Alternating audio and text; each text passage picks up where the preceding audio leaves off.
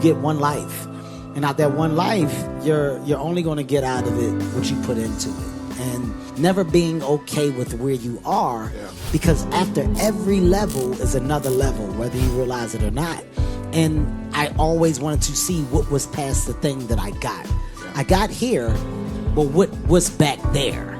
I was never content with being here. Kevin Hart's Wealth Explained isn't just a story about a funny guy who got famous. It's the story of a man who turned laughter into leverage and leverage into ownership. Because when you zoom out, Kevin Hart didn't win by telling jokes. He won by building a machine that prints opportunities. Touring, movies, production, brand equity, and a media company that's valued like a serious entertainment empire. And depending on who you ask, that empire sits around the $400 million range in net worth estimates. But Kevin himself has openly said internet numbers are far off and refuses to confirm what he's actually worth. That ambiguity is part of the legend, because with Kevin Hart, the real flex isn't the number, it's the system. Let's start with the part most people don't understand. Kevin Hart's wealth isn't built like a traditional comedian's. Most comedians get hot, cash a few checks, and fade. Kevin built a portfolio. In strong years, he's been reported to pull in $50 to $60 million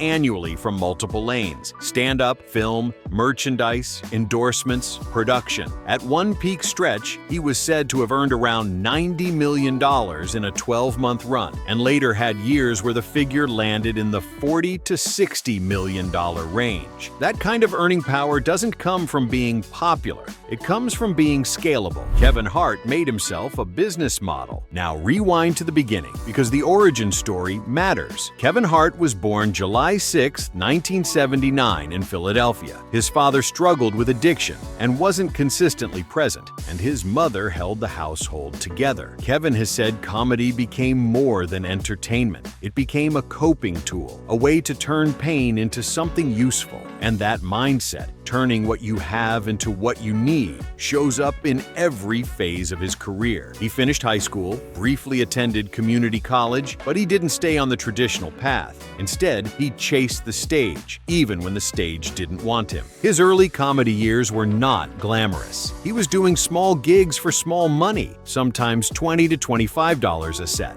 And he's talked about working insane weekends just to survive, doing 25 to 28 sets in a weekend at points, driving back and forth between cities, sleeping wherever he could. He's even described a stretch where he slept in a hallway space with his brother because money was that tight. This is the part people skip when they see the sold-out arenas. They want the glow without the grind. But Kevin's whole foundation is that he stayed in the grind longer than most people can mentally tolerate. He said it took about 13 years before things truly took off. 13 years. That's the number that should slap you in the face if you're serious about building anything real, because most people quit at year 2. Year 3, they call it not working. Kevin calls it training. That long runway created his advantage. By the time the world noticed him, he was already hardened, already disciplined, already built for volume. And in entertainment, volume is power.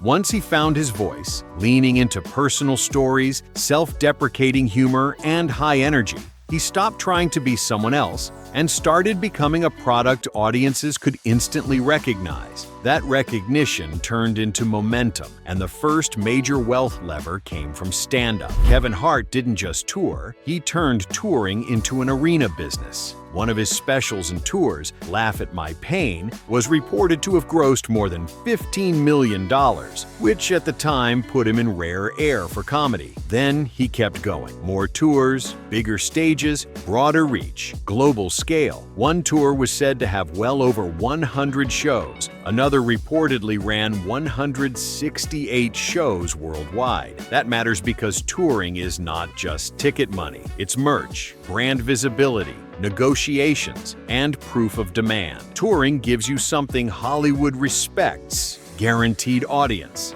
And that's when Hollywood really opened the gates. Kevin Hart became one of the most bankable comedic actors of his era, landing roles in major hits and franchises. He wasn't just a supporting punchline, he became the selling point. Over time, his films collectively have been credited with generating massive box office totals, with some reports placing his overall movie revenue impact in the billions. One of the biggest examples is the Jumanji franchise, which has been credited with nearly $2 billion combined. That's not comedian money, that's franchise money. That's the kind of success that upgrades your negotiating power from cast member to brand partner. But Kevin's smartest move wasn't touring. It wasn't movies. It was what he did with the access. He built infrastructure. This is where most entertainers fail. They get rich, but they don't get powerful. Kevin Hart clearly wanted both. He started building production capacity early, developing projects, attaching his name, learning how deals work, learning who owns what, and why ownership is the difference between being paid and being wealthy. And eventually, that mindset evolved into something bigger, HartBeat. Here's why HartBeat matters. In May 2022, Kevin Hart's media venture HartBeat was valued at around $650 million after raising $100 million from private equity investment. The headline is flashy, but the real wealth move is what that valuation implies. Kevin reportedly retained about 85% ownership, meaning at that valuation, his stake alone would be calculated in the hundreds of millions, over $500 million on paper. Whether you believe every estimate or not, this is the point. Kevin Hart positioned himself like a media owner, not a performer. That's what changes your ceiling. If you're watching this channel for the blueprint, here it is. Kevin Hart used comedy as the magnet, but he used ownership as the engine. He didn't just build a fan base. He built an ecosystem that can generate content, monetize it, distribute it, and keep the value inside his own company structure. That's the difference between a celebrity who makes money and a business who makes money. And Kevin doesn't just have one lane. His wealth strategy is spread across multiple streams, which is exactly what you'd expect from someone who understands longevity. He's had endorsements and partnerships with major brands. He's built brand extensions. He's attached to businesses where the deal isn't just a check,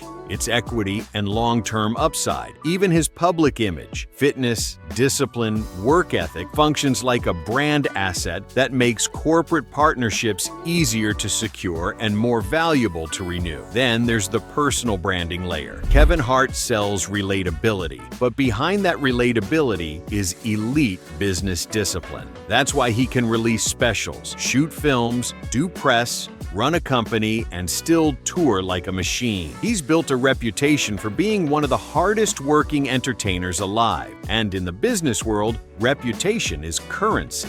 Now you might be thinking, okay, but is he really worth $400 million? Here's what makes this story even more interesting.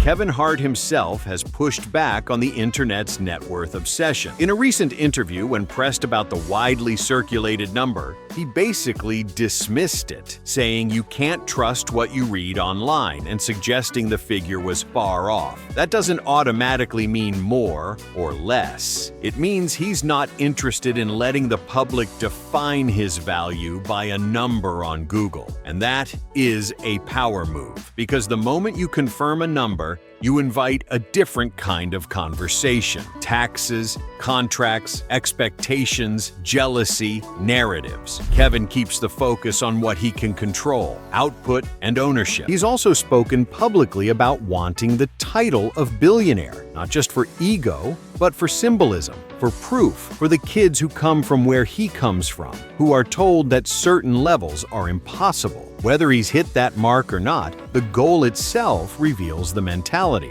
Kevin Hart isn't trying to be the richest comedian. He's trying to be one of the most powerful business figures in entertainment, and HartBeat is the clearest sign that he's playing that game seriously. Even his real estate tells a story. Years ago, he bought a home for around $1.99 million, later sold it for around $2.75 million. Then he leveled up into a larger Calabasas compound, buying land around $1.35 million and reportedly putting around $5 million into into building a massive home. At one point, it was reported he purchased a neighboring property for around $7 million, expanding the overall footprint. This isn't just lifestyle, this is asset behavior. The rich don't only spend, they position. And if you're wondering what made Kevin's wealth stick compared to others, it comes down to a few key principles that show up in his own words and his timeline. First, long-term obsession. He stayed in the game for over a decade before he got what most people would call results. Second, volume and consistency. Kevin didn't wait for the perfect moment. He manufactured momentum. Third, leverage. Once he had attention, he used it to build infrastructure, production, media, partnerships, so his income wasn't dependent on one thing. That's the built-in black lesson inside the Kevin Hart story. The goal is not just to get famous. The goal is to convert fame into ownership. Fame fades, ownership pays. So, when you look at Kevin Hart today, arena tours, blockbuster films, a media company valued like a serious player, and earnings reported in the tens of millions per year in strong cycles, you're not looking at a comedian who got lucky. You're looking at an entrepreneur who used comedy as the entry point into power. And that's why Kevin Hart is one of the most important wealth stories of this generation, because he proves something that a lot of people still don't understand. The internet and modern media didn't just create new celebrities, it created new owners. And Kevin Hart positioned himself to be one of them. If you want the next episode to hit even harder, we can go deeper into the business mechanics, how touring revenue stacks, how brand partnerships shift when you have your own media company, and why HartBeat's valuation changes the entire conversation about what Kevin can build next. But for now, here's the real question I want you to sit with. Is your plan to be paid or to be owned? Because Kevin Hart made that decision a long time ago.